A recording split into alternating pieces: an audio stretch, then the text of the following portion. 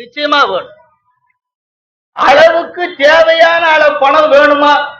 நிச்சயமா வேணும். இவை எல்லாத்தையும் வரணும் அப்படின்னா நீங்க செய்த தபசு இருக்கணும். நான் பெரியவன் தவத்தளவே ஆகுமாம் தான் பெற்ற செல்வம் சொன்னா பெரியவன். ஆரோக்கியமான நல்ல மனைவி, இதுக்கு பரசுராம சூத்திரம் நிறைய சொல்லுது. ஒவ்வொருத்தருடைய ஆச்சார அனுஷ்டானங்களை வச்சு எடை போட்டுற கூடாது. ஆச்சார அனுஷ்டானம் எவ்வளவு தூரம் உதவுன்றதெல்லாம் முறையா தெரிஞ்சு எல்லாத்தையும் ஒன்றா பற்றி எல்லாரும் முக்கிய எடுக்கும். தான் நரகம் போனாலும் பரவாயில்லைன்னு சொல்ல அந்த ராமானுஜருடைய இதை நீங்க எல்லாம் நன்னா பார்த்திருப்பேன். எத்தனை பேரும் எனக்கு தெரியாது. ஆனா அந்த மாதிரி வந்தவாள்லாம் வினைய அறுக்க வழி சொன்னான். அதுபோல் எண்ணம் ஒரு செயலை வளர்க்கிறது, செயல் வினையை வளர்க்கிறது. ஆனால் வினையால் வருவதுதான் வாழ்வு. அதனால்தான் வாழ்வு என்ன வினையோ நமக்கு தெரியல, இந்த வாழ்வு வந்து விட்டுன்னு சொல்றோம் நம்மள அறியாம. அதுபோல் வினையால் வருவது வாழ்வு. வாழ்வு வளம் பெற ஒவ்வொருவரும் செய்ய வேண்டியது இருக்கு. அதைத்தான் தானமும் தவமும் என்று சொன்ன. தானம் அப்படின்னு சொன்னா எல்லாத்தையும் எடுத்து கொடுத்துருன்னு சொல்லியுள்ள நம்மளால முடியாது. இந்த காலத்துல நமக்கே முடியலன்னா அப்புறம் எங்க தானம் பண்றதுக்கு நேரம் இருக்கும். ஆகையினால தானம் என்றால் உன்னால் முடிந்ததை கொடு. தவம் என்றால் எல்லாரும் நினைச்சிடுற மாதிரி நம்ம காட்டுக்குள்ள போயிடணும், ஒரு பெரிய குகை வச்சு விடணும், அந்த குகையில நம்ம அழகா வீட்டு பண்ணி. எத்தனையோ பேர் திருவண்ணாமலை வரா, அப்படியே நிறைய பேர் பார்த்துருக்கேன் குருவாரில். உடனே அந்த மலையில ஒரு இடத்த ஒரு ஓட்டைய கொடைன்னு சொல்றான். அதுக்கு துட்டு கொடுத்து செயற்பாடு பண்ற ஆள் இருக்கா இன்னைக்கும். ஏன்னா அந்த குகையில ஒரு உட்காந்து என்னத்த பார்க்க போறாரு தெரியல. ஏன்னா திருவண்ணாமல்ல அடிக்கு 1008 லிங்கங்கள், அடித்துகள் பட்ட இடமெல்லாம் கோடி கோடி லிங்கங்களே என்றார்கள்.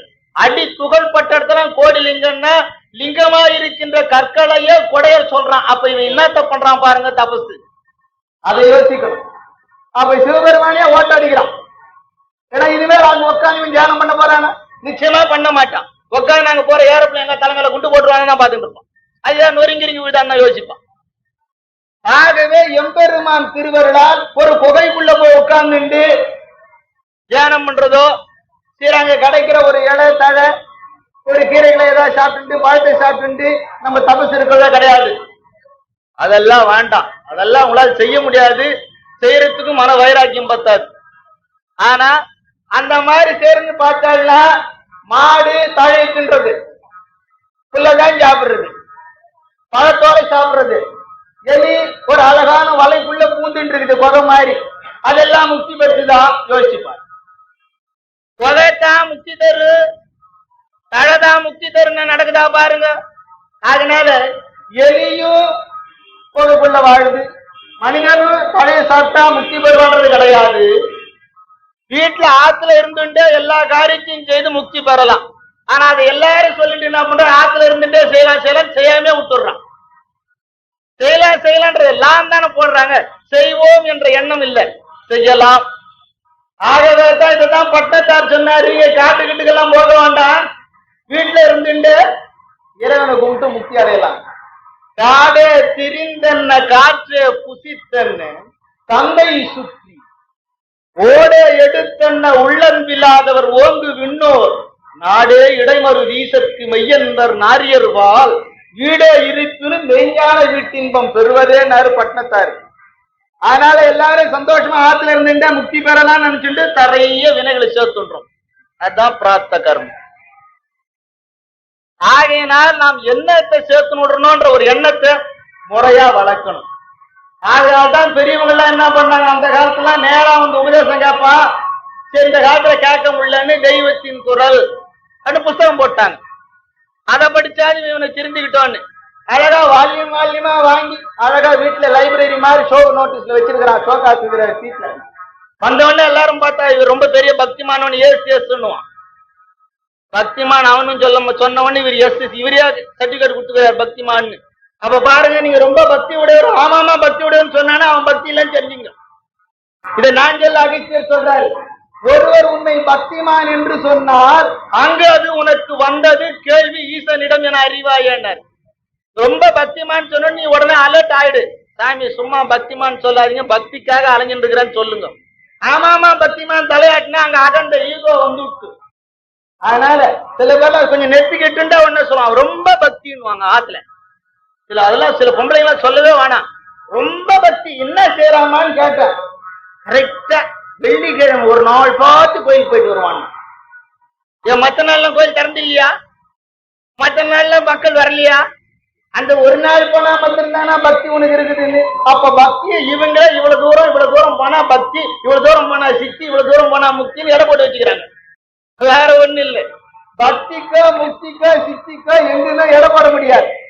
அதனால எந்த காரணத்தை கொண்டு யாராவது ஒருத்தவங்க வந்து ரொம்ப பக்திமான்னா உங்களை குத்துறா மாதிரி கேள்வி அது.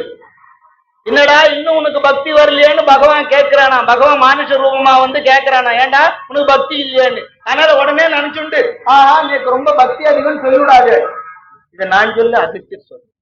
கலியிலே மக்கள் பிறண்டு வந்து ஒருவரை பார்த்து முகத்துதி செய்யவே என்னே பக்தி என்பர் பாரு. இன்னாரப்ப அதற்கென காத்திருந்து ஆமாம் பக்தி என தலையாட்டு மஞ்சிகளை பார்க்கலாம் பாரு என்னார். அதுக்கு ஆகவே பக்திமான் சொன்ன உடனே நீங்க அங்கே அலர்ட் ஆயிடணும். அரே ராமராம், இது என்னடா இது பக்திமான் நம்மள சொல்லிட்டாரு, நமக்கு இன்னும் பக்தி வரலன்னு ரொம்ப ஷோக்கா உணர்த்திட்டார். அவர் உணர்த்தினா நினைக்காதீங்க, பகவான் உணர்த்தினான்னு நினைங்க.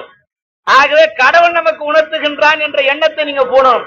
அதனால பக்தின்னு நினைச்சிட்ட உடனே எடை போடாதீங்க. ஏன்னா பக்தி என்னன்னு பேசிக்கா எப்படி இருக்குன்னு சொல்றாரு அகஸ்தியர். கொண்டான் இவன் கொண்டான் என கொண்ட பொருள் அனைத்தும் உண்டான் என எப்பொருளும் உண்டு என இருந்திடு அப்பொருளெல்லாம் ஏதெல்லாம் இறைவனுக்கு அர்ப்பணித்தான் என்று எண்ணார். இவன் எல்லாத்தையும் கொடுக்கணும்னு சொல்லல.